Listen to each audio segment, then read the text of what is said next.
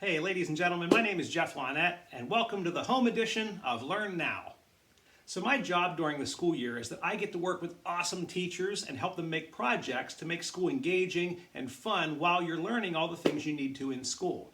And every time I talk to teachers since we've had social distancing going on, they're all really sad because they do great things with you every day face to face, and they're not able to do the same things while you're away from school, but we're trying our best. So it got us thinking, how can we help students continue to build their critical and creative thinking skills even when they're at home?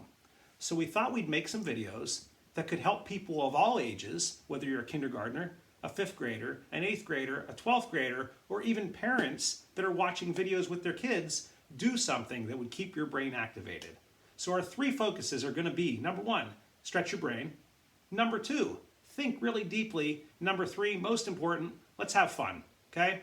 So today's focus is going to be on creativity. Specifically, we're going to focus on creating unique solutions and understanding why it's important to refine and revise your ideas. So anybody can do this project, but before we get started, we need to get a couple things. Number 1, we need something to write with. It could be a pencil or a pen, that's up to you. Both are fine and it doesn't matter. And number 2, a piece of paper. That's it. Now, if you don't have a piece of paper, maybe you're someone who journals and you have a piece of paper in your journal that you can use. That's great. Or if you don't have that, get creative, because sometimes you might find things that you're throwing away. I got a bill that I paid from Verizon, but if I flip it over, that's perfect for a piece of drawing paper. So whatever you want to use is great. Go get your materials, and we're going to move on to the next section. Okay, ladies and gentlemen, now that you have your materials ready to go, you have your piece of paper and your pencil, I'm going to go over what your project is going to be today. All we're going to start with is some random shapes. The shapes that I'm choosing to use today are a circle, a long rectangle, 2 different triangles, and then you'll see at the bottom here just some random shapes that look like they're put together. The one here is just a simple oval this way and an oval this way. So you can get creative with your shapes, but I'd like you to start with 6. And your task today is to think like a cartoonist, and I'd like you to ask yourself this challenge. How can you as a cartoonist turn these shapes into different cartoon characters? I want you to be creative and come up with unique solutions, thinking about how the shape really influences your design. So here's what I'm going to do. I'm going to zoom in. I'm using my iPad so I can record it. I'm going to use my pencil. I'm going to use a red pencil just so you can see the difference. And I'm going to start just by sketching in a face. That's pretty easy. I think anybody here, whether you're in kindergarten or an adult, could simply make 2 dots, a nose, and a mouth if you want to. But it really doesn't have much character. So what I'm going to do is continue to refine my picture. Maybe I'll put some circles around my circles and give these eyes a pupil and maybe an iris. Maybe I'll make the top of the eye a little bit darker, maybe a couple little eyelashes. Maybe I'll give some details to my nose, or maybe think about putting some hair on top of this head. Is it okay that I go outside the circle? Absolutely, it's my picture. I just want the circle to influence what it might be like. So ladies and gentlemen, you'll notice as I'm making this picture, it's getting to be a little bit better every time I make some marks. Maybe I'll go down here and make the mouth open and put some teeth in. Maybe I'll make his chin a little pointier. The idea is to use the shape to influence me, not to really hold me back. I can go outside, I can get creative, whatever I want.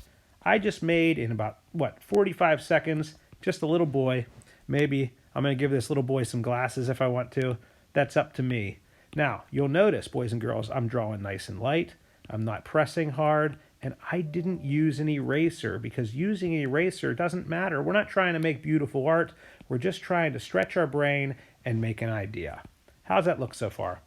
It's okay. It's not my best work, and it doesn't have to be, and it doesn't have to be yours either. We're just trying to loosen up and try our best. Now, one thing I'd like to show you, boys and girls, is how the different circle can be used in a lot of different ways. There was the boy. Now here's one. I have a girl looking a different direction. Similar details. Maybe I'm going to think even differently and say, you know what? I think I'm going to make someone really old. Or maybe I'm not going to make it a face, but I'm going to consider how that circle could be a whole body rather than just a face. Or maybe it doesn't even have to be a person at all, and it could be some kind of weird monster or alien. That's up to you in being creative and doing something that's fun.